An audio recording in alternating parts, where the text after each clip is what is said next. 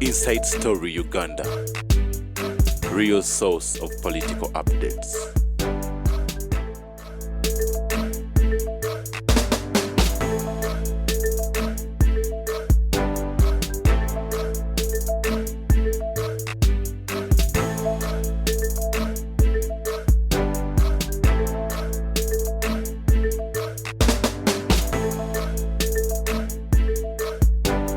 Tamale Mirundi wetu kusula ensonga yanduli kugenda ko twogera ku nsonga y'okuba nti pesa javule nayogera ne president Tamale twaga nti ensonga zino zaitibwa Bobi Wine n'okuba nti abantu bena byadde biriwo faka sina badde mu ggwanga bakola ebyobusiru bakola bulijjo nga America ina agenda ndala Biden ayina tamu eki and also was human rights kakati kankulaga ekisembayo kugamba how did Bobi Wine take advantage of government mistakes bagende wa president bampabireyo nganganye okunyingi nayo okumanya obuvuko obujuzi president ya president bakola kana kalisa ne babba bilioni zangu sambo bakola kimonja bali bakomyewo mbonzireyo mboge nalija batta mujoga abantu ayikamufuna mu rich family bucha mujoga abantu mwajoga mata joge you pay a heavy price sida mukola namu kubali bamanyi nnyo kati bino byembandika naye mpandika ko 20%.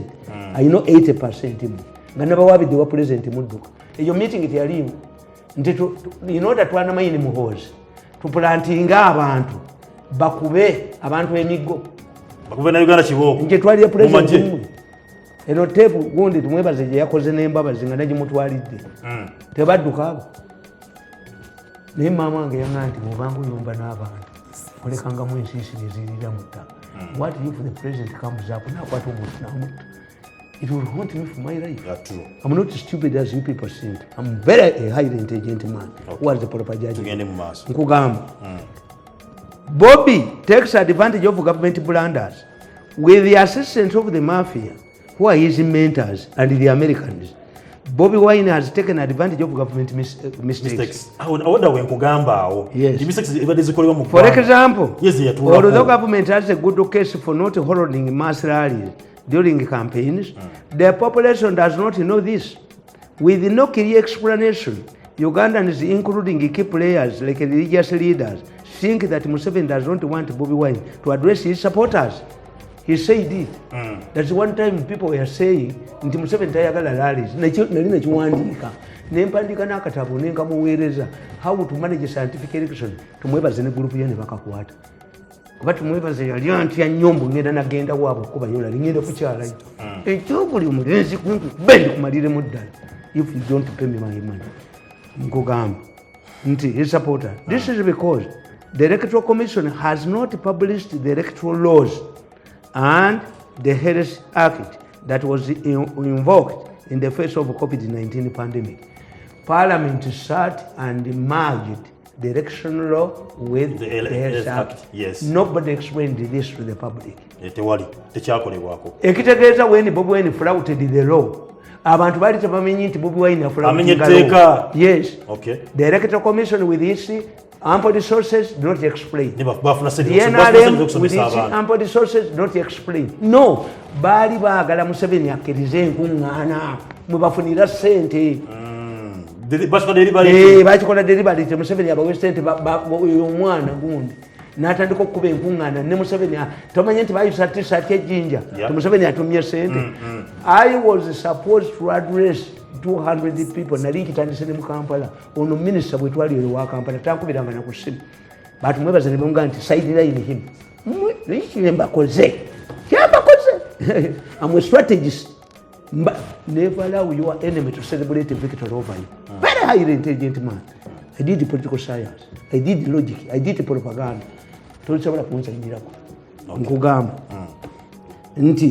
This is because the Electoral Commission has not published the Electoral Law and the Health Act that was invoked in the face of COVID-19. In spite of their resources, even the Ministry of Health did not address this matter. Because explaining this would kill their plan to force Museveni to abandon the rallies. Nga bayinkalejinga meetings za Bobi Wine zibeeremu abantu bangi Museveni atye. Nembaga Museveni has fixed himself. when Museveni says that we cannot address public rallies because of COVID, he cannot now come up and say, may I do it? Museveni didn't do it. This new law was debated and passed by Parliament, and Museveni does not sit in Parliament. The mafia gang, which is fronting Bobi Wine and which controls the mafia, the media, knows this very well, that publishing it would exonerate Museveni. What embarrasses these people, they are dead. In a newspaper, strong newspaper. Monitor independent men, monitor you independent of who? You are independent of the toilet. The editors of Monitor should not carry out independent. When you cannot carry out a report that involves 63 medical doctors, what they said, independent of who? Independent of the toilet. Powering tear gas gave Bobi Wine an advantage. There is another area which Bobi Wine handlers have exploited to the maximum. I've always urged that firing tear gas in order to disperse Bobi Wine's rallies backfires on Museveni, and he ends up helping Bobi Wine. I told you. One, the population is not aware that Bobi Wine violates the electoral laws. This is because the public is not aware of the law. Yes. Bamukubira ekyo omusajja. Lwaki bamukuba Museveni talina bantu? Oba ye talina bantu lwaki agaana banne? Why? Because the law was not widely publicized. The tear gas ended up helping Bobi Wine. Bobi Wine was seen as a victim, not as a lawbreaker. Number 2. As Museveni strictly observes the law by addressing only 200 delegates, his party candidates will violate it in full glare of the media cameras. This means that Museveni's government and the Electoral Commission are put in an awkward position. This works in Bobi Wine's favor. The mafia elements in the police fire tear gas in front of cameras as rallies on their hand, addressed by NRM candidates and supporters, are watching. Kabasi violated it. Oyo musajja oyo mufere wetololo yambu. I'm not a professor of wound. Nti professor simanyi oyo mu mirundi sleeps like a flow. What did you own? No gundi simanyi chairman we Electoral Commission we na. Odo. Yes, those who are violating which are handled. Was it a party issue? They were violating a law. There was no way a Tango Odoy could interfere in this. They were not violating party rules. Nemukono kono ya violating. Nali okali sente, nali okali bamba, nali okali bamba kati yakakana. Nemukono kono ya violating. Before you got a storage building in Tololo, I had already established 5. Okay, tumuve ko. Nemukono kono ya violating. Yes, represent. Kasoro ya Mr. Kasoni ya violating. What's sente? Kasolo ate bamuwayirizanga. Nga bali be bakuba. Ya violating. Ya violating ngambye kakosolo. Yakunganya. Ezabano nga anti kasolo nkugambye. It was provoked. Yechi bakola Museveni yena. Didn't this opponent of Kasolo address rallies? Nzibalage. He did. They did it. No, he did. Kasolo ya violating. Do you come from the area? I come from the area. And I used to capture them because I knew I embarrassed them. Nakugamba, the chairman we were. Bamwita Kisekulu. Kisekulu baba was said. Bakube Kasolo. Olutalwa Kasolo lw'emyoyo mpya. Nijja kalo muko. Kiru gundi Kisekulu ne mukubira essimu. Kuba mwagala nnyo amalako. N'ensimba naye ku bubaka bwa parliament yali kansala kati chairman wa FAI. Ne mugaye Kisekulu. Nzinga embuzi zose tumpaddeeko. Naga nti otegedde otya nti nzise embuzi.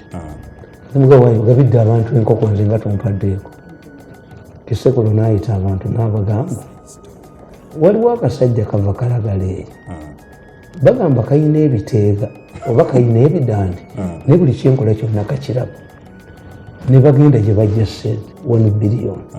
Bagula amasimu amapya. Nga babagambye nti Mirundi yamuwa ebyuma biraba. Yatulabye naye tugula amasimu amapya. Tekinologi waaba China atambulira ku ssimu. Ne ngamba gundi oyo. Let me tell you, didn't you receive 1 billion? Yeah. Don't you have 3 million on your account?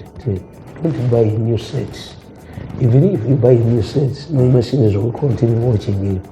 Kakati ratula na agamba Kisekulu. Akasajja ako bagamba kasajja ka Museveni. Nze sijja kulwana lutalo na Museveni Kasolo mutadde.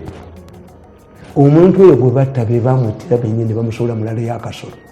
When is it easy to take Kasolo to court now, ngali defeated, over to charge him? That man was murdered by Kasolo's opponents.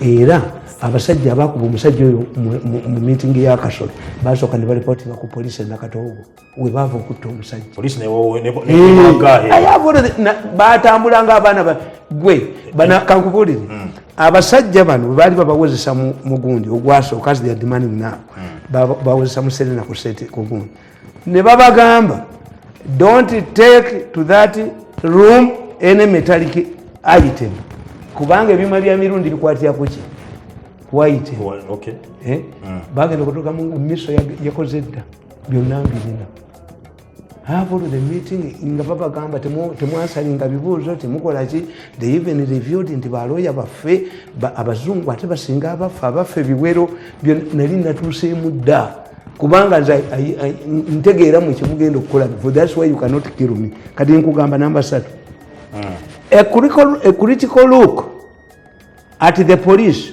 reveals that selective powering of tear gas adversely affects Museveni and NRM candidates' popularity.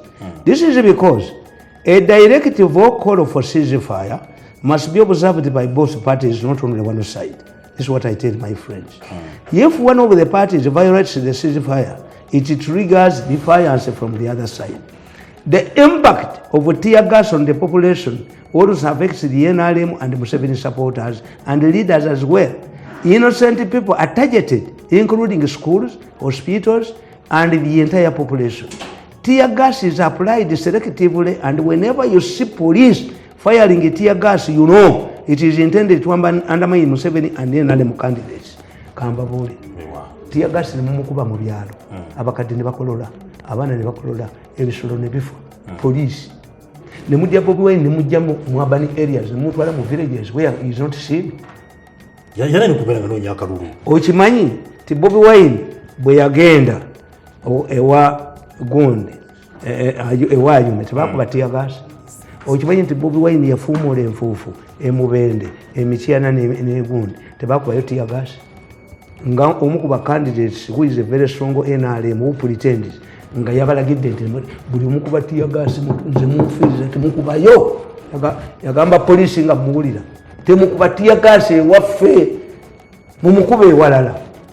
Tear gas was selected police era nze bantu gundi I sat with the 2 generals nembalekekyalinga ku tear gas I think nekitegeera oluvannyuma the president yabaga nti mugende muwogere naye tawagira Bobi Wine. You look at this man what he says. 2 generals came to me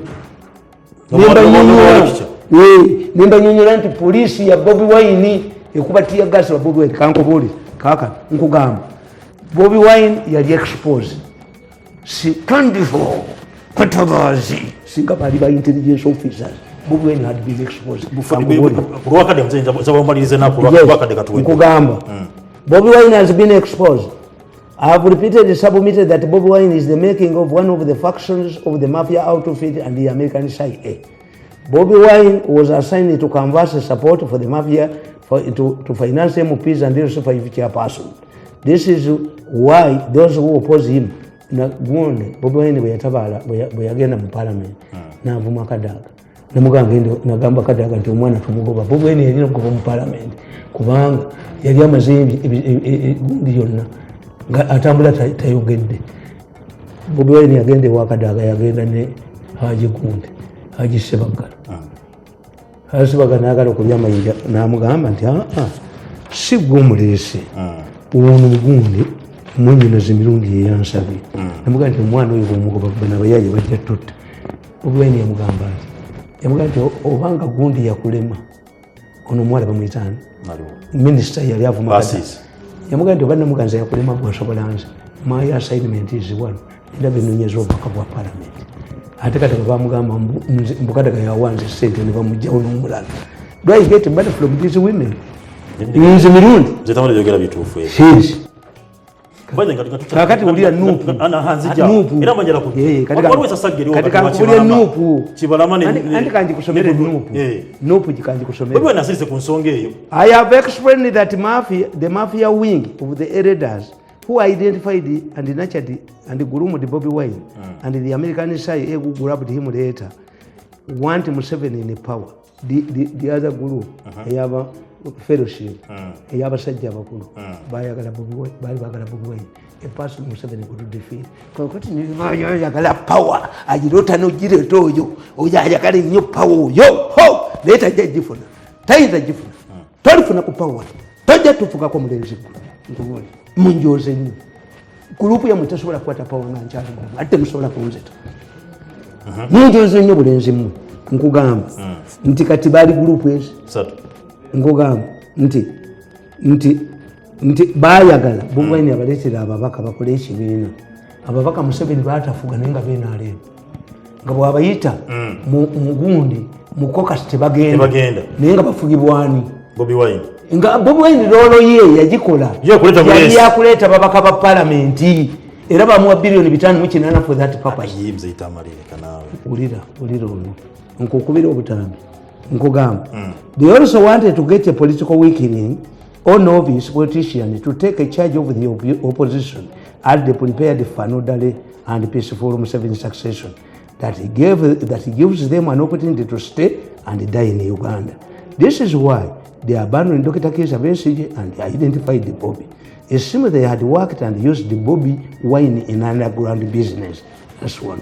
Akati nkugamba nti bakwata bati ekibiina ekyo Kibalama gamba yakyuse kimwe kubantida mu Nnaku so si Bobi Wine nkugamba the argument was that Museveni as an individual would get crowds without the involvement of musicians. This is why musicians whose role was normally be limited to entertaining crowds at political rallies took the center stage in political mobilization. In other words, they were demystifying politics to entertainment. It is common to mafias to exploit all of those who deliver services to president for a commission. This is one of the reasons why Bobi Wine survived. The mafia turned him into business. Instead of undermining the man himself, they hoodwinked Museveni by buying Kyagulanyi's friends like Kasarani Kusasira Buchaman and others. This nabagamba nti kusasira alinga ekikoyi kukabina kumukazi omunene n'obwekitwala akabina kasigalapo nembabuuza Bobi Wine abo bamenja bakola ki Bobi Wine hadi slogan yali tayina kakati uyo mwana balamu okudya slogan ya Bobi Wine ajirye salinga yenga tamanyi ya people power Bobi Wine abulechi abule wayimirira abulechi bina twaliba individuals mwata sobola kufuna sente individual tafuna balamu ne bamwabya nkugamba. This means that as long as Kyagulanyi remained the mafia's gold mine had maintained their hope to squeeze money from Museveni. The mafia, however, blundered when they created a political party for Kyagulanyi. I've already explained how Nnaku, which was one of NRM creations under the close eye of Ruhakana Rugunda and Amanya Musega, found his way into Kyagulanyi's hands.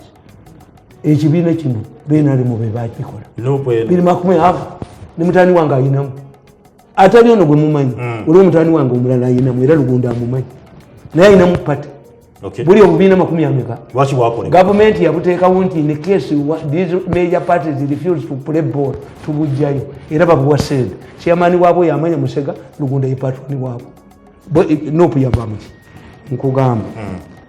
However, creating another party with Bobi Wine at the top backfired. Much as the mafia-oriented media and the paid-up politicians exposed Bobi Wine as inferior, the international community sees it. I have earlier explained how Nnaku, which was one of the NRM creations under the close eye of Ruhakana Rugunda and Amanya Musega, found this way into Kyagulanyi's hand. Kyagulanyi yankubira essimu ku makya soka nakuba kunnya kutano ku mukaaga okubira bbiri ne mukwata baba waliwo essimu eyajjanga ng'ejjira manya ga Kyagulanyi bamala giteeka mu byuma byange ekyuma kikugamba voice no enamba eri college Kyagulanyi ankwata ku makya ganda nga bali kumusabirako nze nfunye ekibiina naye nkifunye ale tubadde tugenda kufuna ebizibu konze congratulations I knew nali nkimanyi NRM creation under the close eye of Ruhakana Rugunda and Amanya Musega found this way into Kyagulanyi's hand. The mafia has reasoned that investing in NRM had its problems. Naye bwe nkubulira list gye basponsoringa ne sente era basinga baabo. List yatuula n'efuluma njirina gye baafulumya okudominatinga ki okuleeta olanya okuleeta ki oli yabalimba yalimba abaka baseeke ngenda bawa milioni 10 munyonyo bakiwanda bakubakadaaba esimu nagijjako teyabawa yadde 10 yagaa nti can I make them rich nkakuba akatambi mudduke gwe kawe Museveni muddukemu nkugamba nti NRM controls parliament through the party caucuses and therefore they wanted another party to assist them control NRM members and different outfit, not under Museveni. Bano be NRM. How did Nopo carry out the Kamyufu? Baba Gambe ekintu kimu.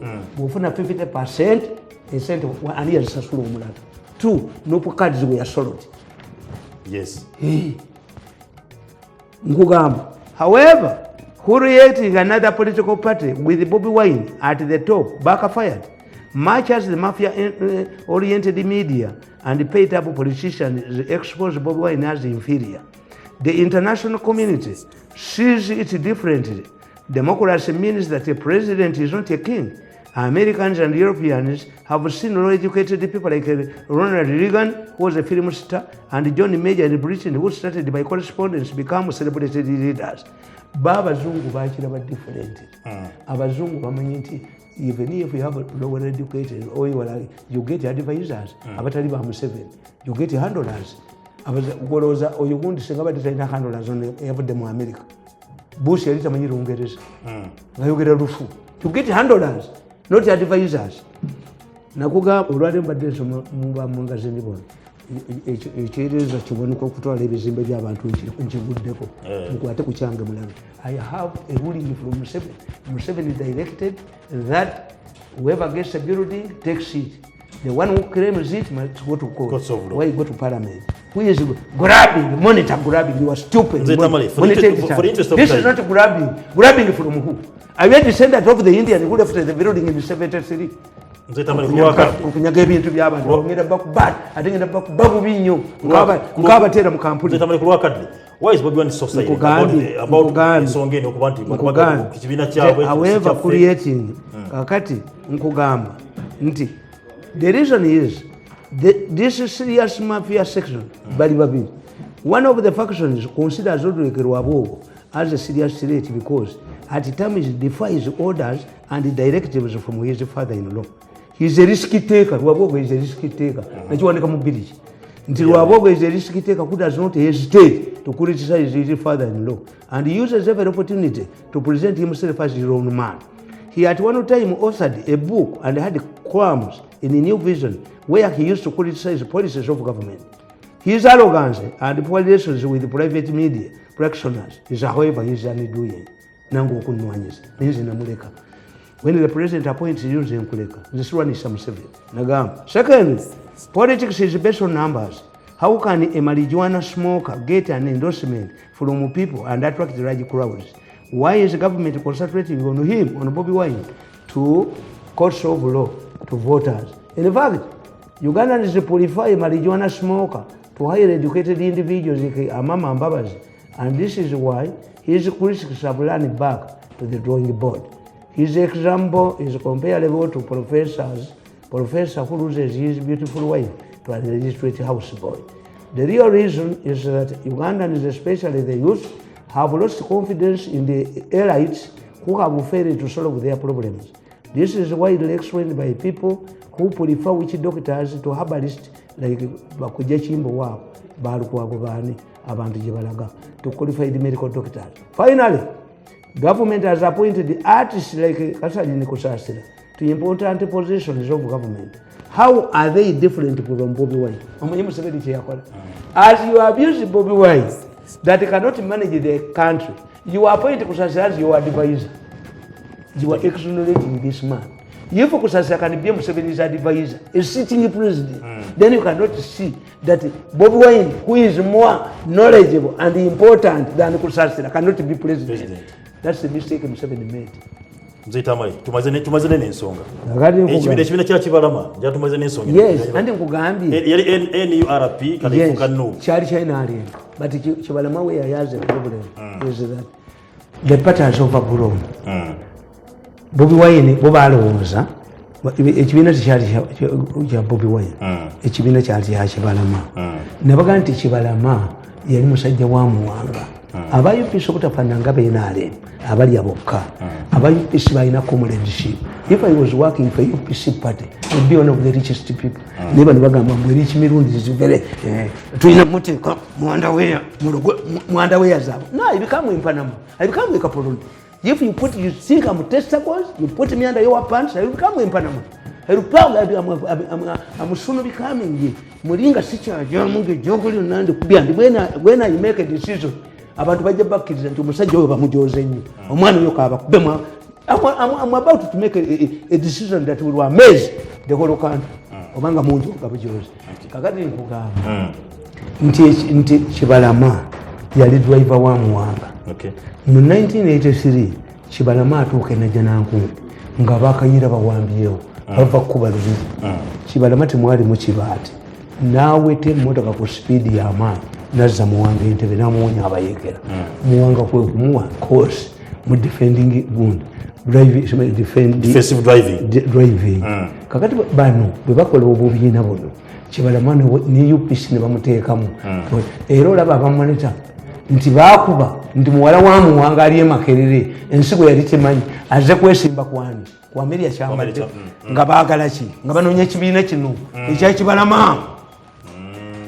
Yes, the president Kambabuli, it takes 14 days to advise a delegates conference. Yeah. This party, a smaller party, when you are 24 Katabazi, when you are an intelligence officer, you must read all of the newspapers and adverts. How come that you know we have a man who is desperately looking for a party, and you read the New Vision, you find one of the smaller parties advertising for a delegates conference.